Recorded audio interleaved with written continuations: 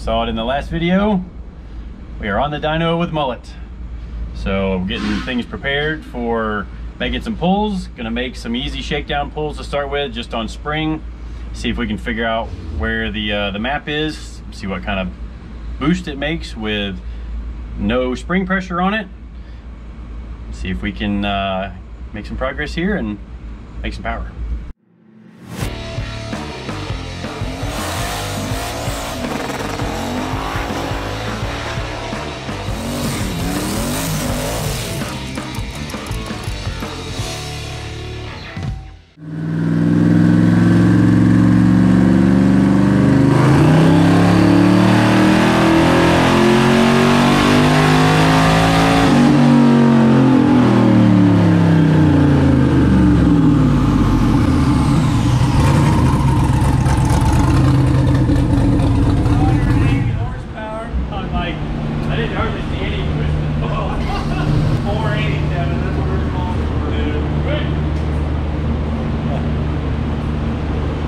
Now we just got to triple that number.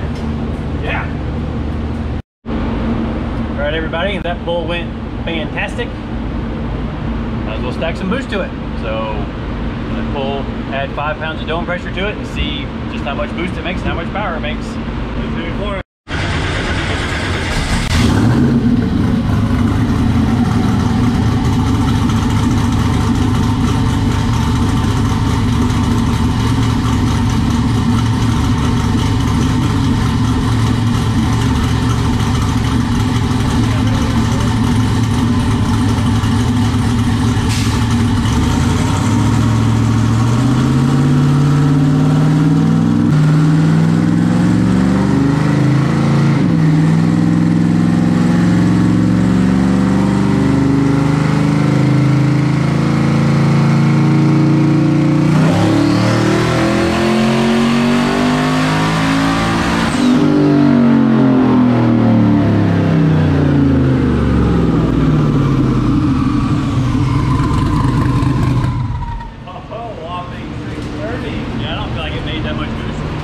Barely made any more. 3.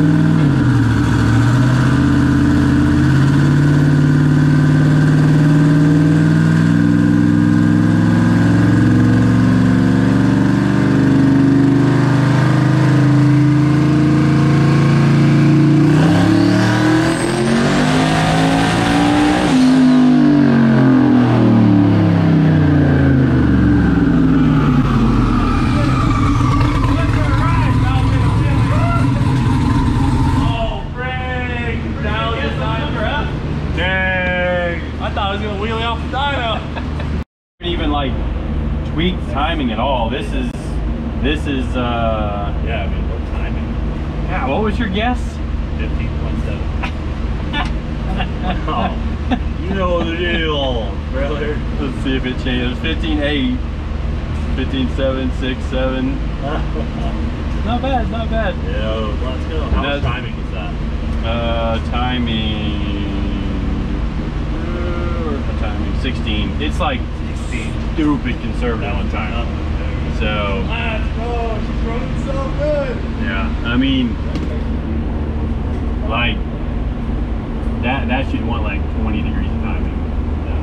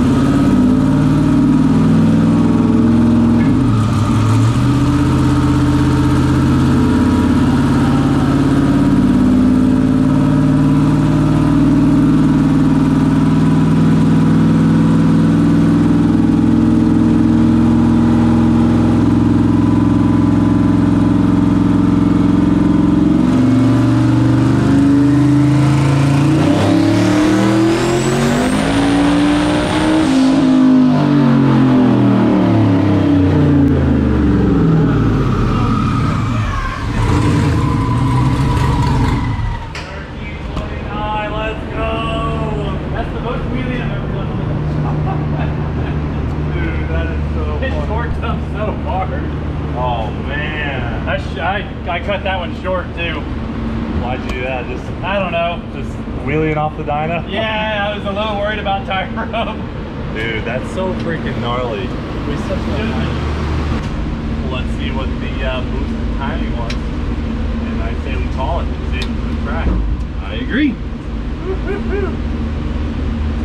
that was sick. 75, 19 and a half pounds of boost. What did I say earlier? 20? Yeah, so what I said earlier would probably take around 20 to get to 14. It's close. I think it will do it with a little more timing tweaking.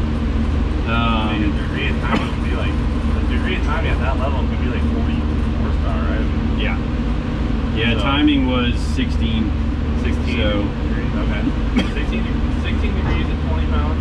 That seems fairly safe, but 3-4 degrees would be my guess. I love it. I love it, dude. I have not ever been in a first dyno session and haven't made it. So I gotta give you that. Yes. Unless you secretly put it on the dyno. No. I saw it breaking oil though, so I think it's legit. Yep. Yeah, that couldn't have gone much better. I mean, if we weren't rushed, I probably would have played a little bit more with timing and stuff like that, but we were rushing because I was behind and you had to come up with your schedule, so it's all good, dude. They went really well. So we'll see you back here when it's time to drive it all the way down to Bradenton. Yep. 3-hour drive will be the first time it actually leaves the shop.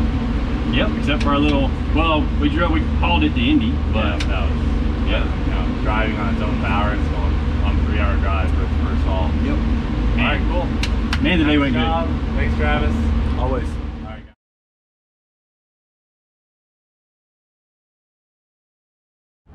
Alright everybody, so I've done some blending of the fuel maps for where we were running the race fuel, so I know basically when I tune Hollies on pump gas or E85, I use the gasoline AFR scale. It's just kind of the way I started doing it. It's the way I've always kind of done it.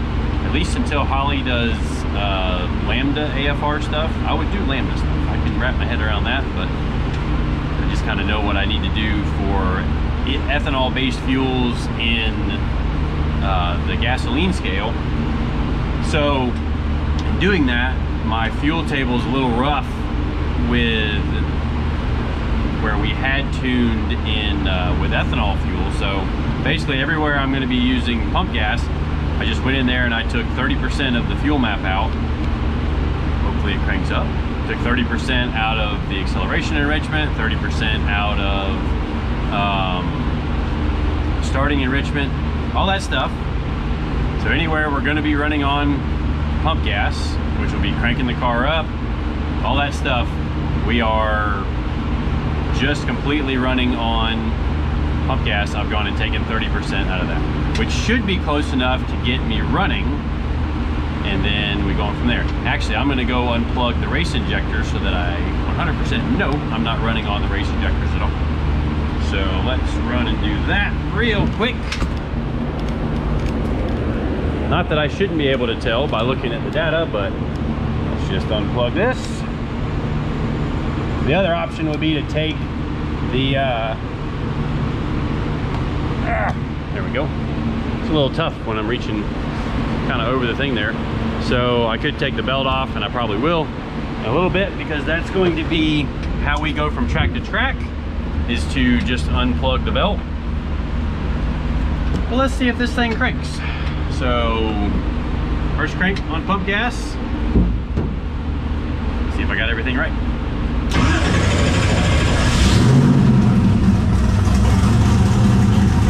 That's a good first start. So right now we are running on pump gas. Air fuel's a little rich. Not bad.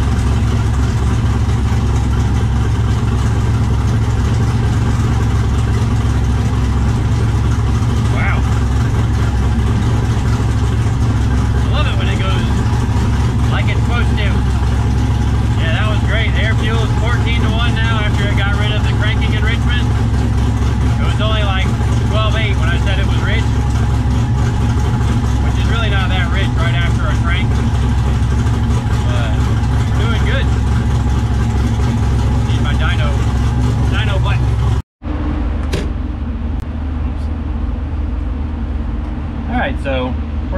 drivability, tip in stuff just a little bit, not really drivability, but just the tip in on the throttle, getting it to return to idle cleanly and smoothly with the pump gas in the car.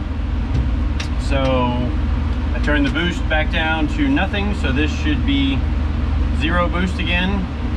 Thought it would be interesting to compare the power on pump gas versus the power on E85, leaving the timing alone, which I thought was already conservative even for E85, which means it'll be closer to where I would think it would want to be on pump gas.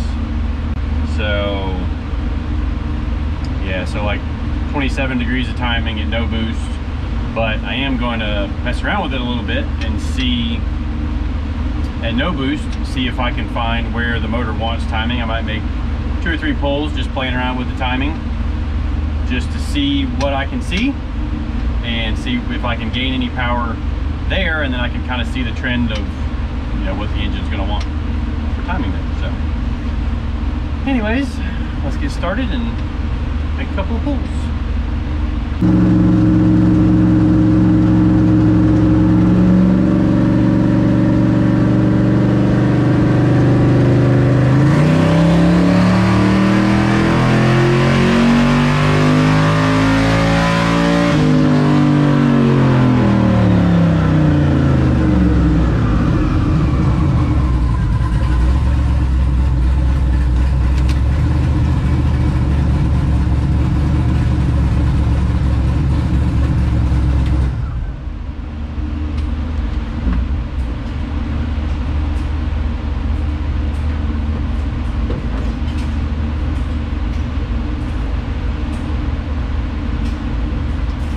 Like pretty much exactly what it made before, within 10.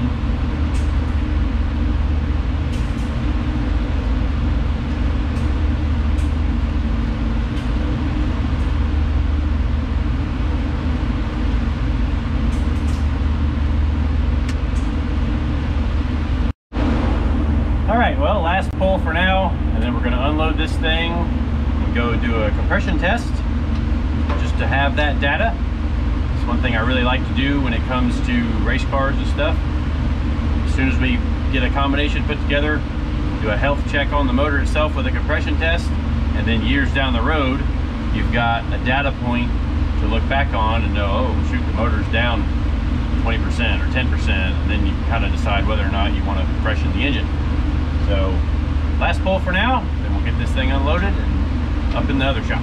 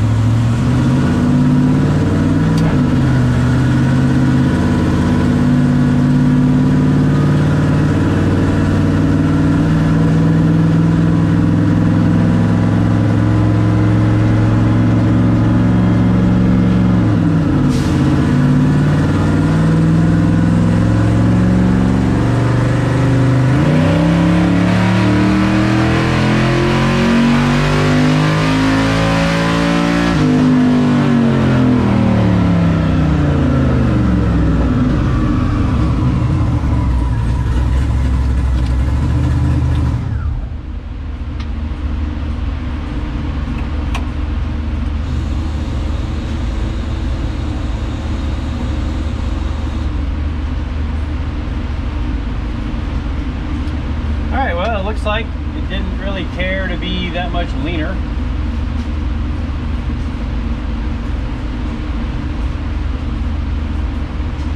I mean, it picked up 5 here and there. Let's see, what's it?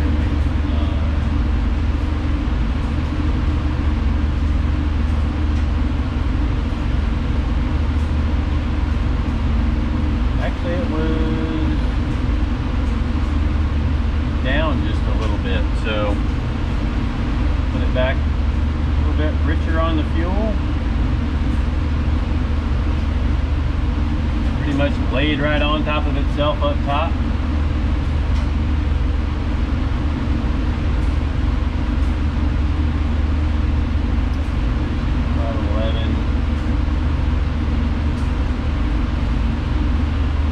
data log out.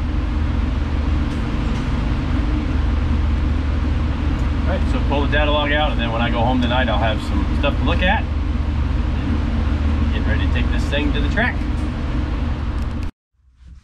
All right, everybody. Well, yesterday I forgot I was going to test out the fuel switch on the dyno. So kind of played around with the car last night a little bit, working on the no boost tune and figuring out what it liked for timing. So Travis and I were in here this morning going through some of the different input and output wiring.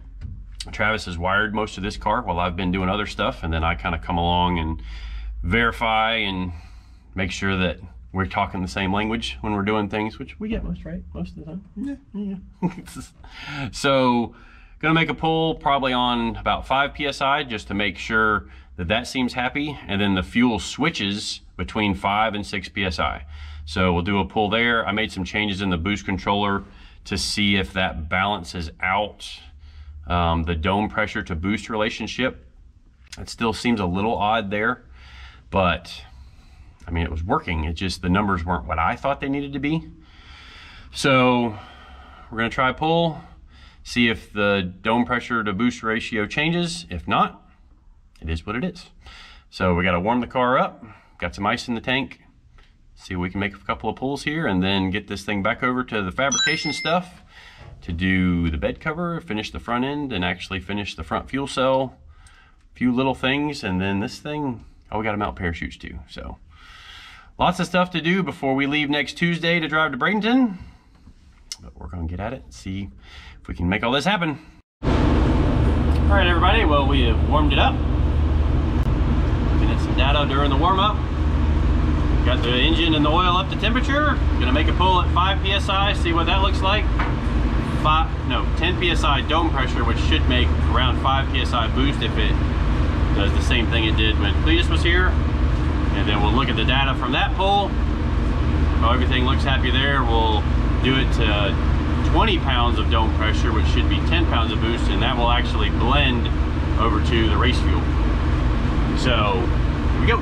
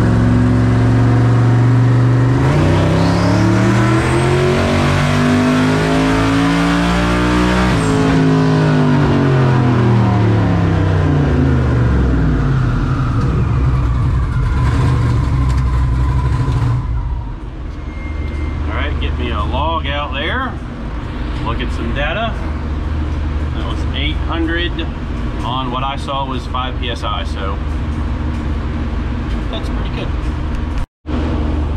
All right, well, I guess we had never done a pull on 10 psi dome. We did the one at 5 and then we went to 15. So I don't have a real accurate comparison, but it looked like the fuel was blending like we wanted it to. This pass is gonna be 20 pounds of dome, which should be 10 pounds of boost. I know we've got a dyno run with that, so we'll have some accurate data to compare to, and we'll see if it blends the fuel. It should 100% be on the race fuel by 10 pounds of boost. So this would be a good test for that. It should work seamlessly. We'll find out. Ready?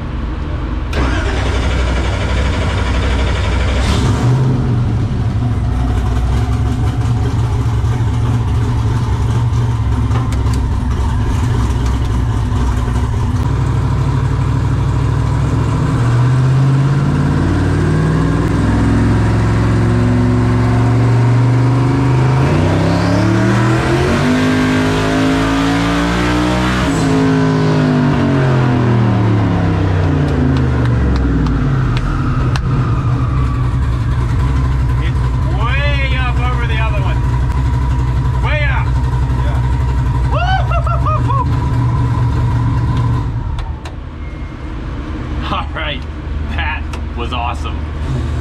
It was smooth.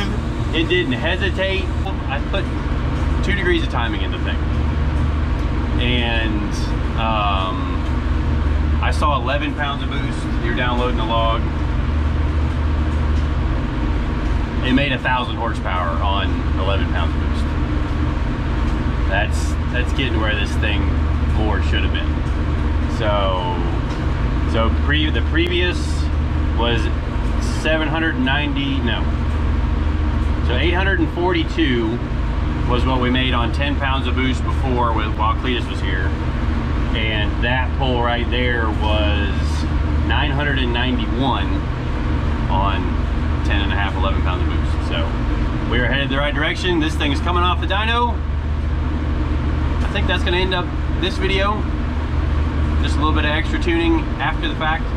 And like the Cleetus dyno day was a rush, but we made some good power, but now we're starting to make some real power.